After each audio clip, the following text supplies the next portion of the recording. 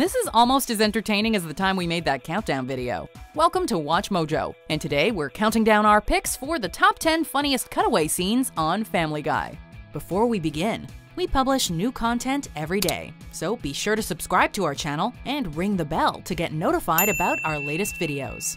For this list, we're paying tribute to what we believe are the funniest non-sequiturs, tangents, and/or interrupting scenes of Seth MacFarlane's hit animated sitcom. Based on the setup, context, and punchline, we'll only be covering the actual cutaway scenes, so TV spoofs fresh out of the Griffin family's television are ruled out. While the gags themselves are usually irrelevant to the main episode plot, the setup could have potential spoilers. Number 10. Will Smith's nice clean rap.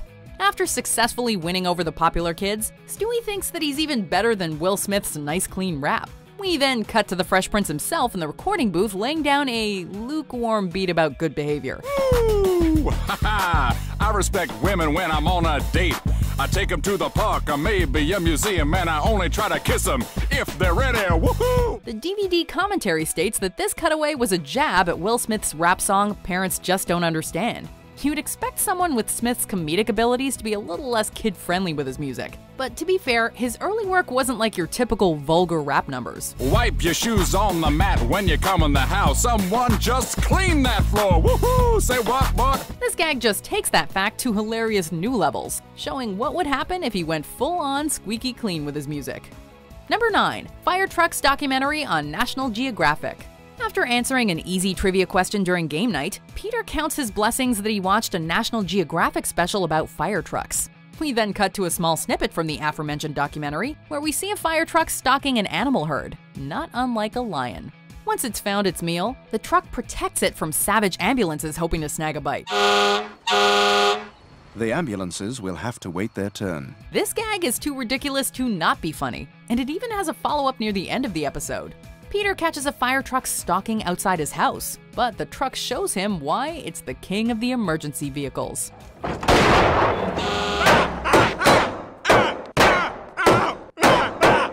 Number 8. Stubborn as a mule. Once the Griffins arrive in Texas, Brian warns the family that Texans can be as stubborn as a mule. Nope, sorry, Kevin Bacon wasn't in Footloose. To emphasize his point, we're then shown a cutaway of a mule arguing with a friend, refusing to admit that Kevin Bacon was in 1984's Footloose even though he totally was. His friend tries to make him see reason, but the mule is not having any of it. He constantly blocks out the protest and ends the argument in the loudest way possible. Everyone knows Kevin Bacon was a star of Footloose. It was a huge movie. He was the lead. Not only does the cutaway end hilariously, it's also relatable for anyone who's had to deal with that one jerk who can't stand being wrong about anything, facts or no facts. Number 7. Robert Loggia at the airport.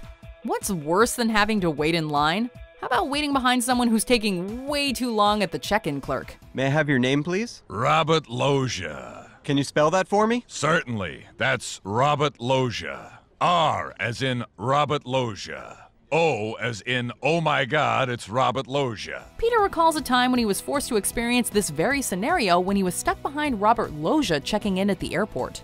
That doesn't sound so bad, except Robert agonizingly spells out his name with expressions about calling attention to himself. T as in Tim, look over there, it's Robert Loggia. Space. L as in look, it's Robert Loggia. We can't say if Robert was really like this, but the situation is just too bizarre to not be funny, especially considering how frustrating going through an airport really is. The one downside is that we don't get to hear Robert finish spelling himself out. Not okay! Number 6. Stewie's relaxation spot. Before the Griffins head out for a relaxing weekend, Stewie thinks back to his personal favorite relaxation spot. We then immediately cut to the toddler dancing shirtless at a nightclub, surrounded by muscular, also shirtless men with high-energy music blasting through the speakers. I know the guy that owns this place! It's hard to tell what the major punchline of this gag is. Is it poking fun at Stewie's ambiguous sexuality, or is it the fact that he finds relaxation in a crowded nightclub with loud thumping music? Either way, it offers a short and funny look into how our favorite sociopathic baby unwinds after a long, stressful day of plotting and scheming. Number 5. Alan Rickman calls himself. While waiting for Cleveland, Peter remarks that his beer looks lonelier than Alan Rickman's answering machine. Immediately, we cut to said answering machine, where Alan Rickman calls himself for a few friendly reminders. Hello. You've reached Alan Rickman at 555-0122.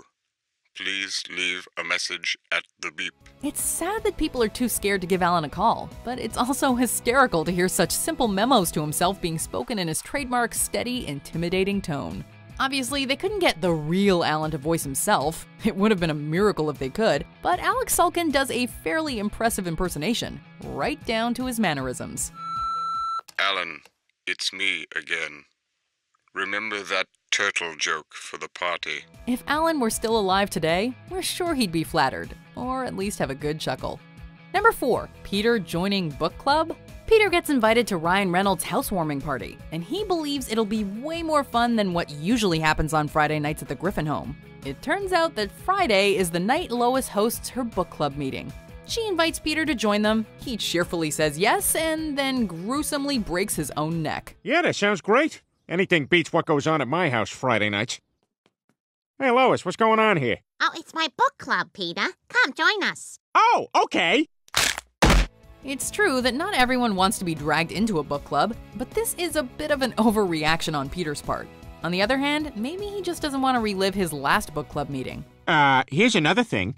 The book can also be a hat. Either way, that is definitely one graphically effective method to escape an unwanted situation. Number 3, ladies and gentlemen, Mr. Conway Twitty. Whenever anyone, especially Peter, needs a quick distraction from an awkward moment, a poorly done joke, or to pad out the show, they call on a little help from the late Conway Twitty. Ladies and gentlemen, Mr. Conway Twitty. Nice to see. After those 6 little words, we cut to a short video of Mr. Twitty's musical performances, every now and then altered with photoshopped headwear for the musician. Ladies and gentlemen, Mr. Conway Bieber. While not always used gracefully, this has become one of Family Guy's most memorable running gags, and it definitely fulfills the need to create a diversion. Now, ladies and gentlemen, Mr. Conway Twitty.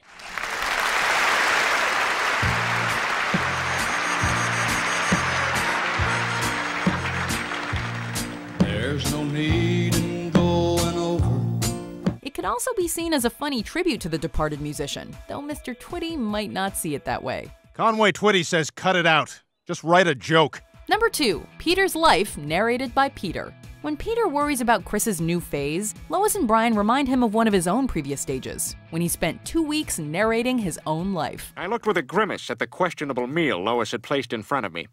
Of course, I'd never tell her how disgusted I was with her cooking, but somehow I think she knew. We then cut to this aggravating phase in action as Peter narrates while eating dinner with Lois, only to hurt her feelings with some rather insensitive storytelling.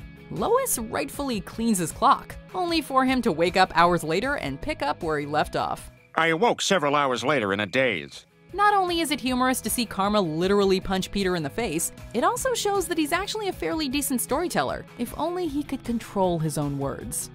Before we reveal our number 1 cutaway gag, here are some honorable mentions. Oh, this is an even bigger jackpot than when the Emperor figured out the formula for great Star Wars dialogue. Something, something, something, dark side. Something, something, something, complete. Come on, Lois, all I gotta do is have a spiritual vision. I've had one before. Oh my God, Brian, there's a message in my alphabet. It says, ooh. Peter, those are Cheerios. Well, this was a lot of effort for nothing. Like trying to tell Matthew McConaughey how much he sucks. You know, Matthew, I may not ever get another chance to say this, so I just want to get this off my chest. You are just awful. You're one of the worst actors in the history of film, and I think that you need to go away. Oh, thanks, man. The truth is, I spend at least 90% of my year going away, exploring exotic places, having sex with my beautiful girlfriend, just doing sit-ups. Number 1, Chester Cheetah's addiction. Out of all the food mascots, Chester Cheetah was arguably one of the coolest, until you gave him a handful of Cheetos. Then he was dangerously cheesy. When Stewie thinks himself cooler than Chester, we see a whole new side of our favorite cheetah, one that inhales Cheetos like cocaine and smashes his hand while listening to heavy rock. Oh, God, there is no drummer better than Neil Peart! It ain't easy being cheesy. This is a prime example of one of the show's most hysterical cutaway gags, showing the dark side to our favorite cartoon or TV characters as they become more and more like rundown celebrities than fictional people, further proving that we really have lost those good old-fashioned values. Do you agree with our picks? Check out these other great clips from WatchMojo, and be sure to subscribe and ring the bell to be notified about our latest videos.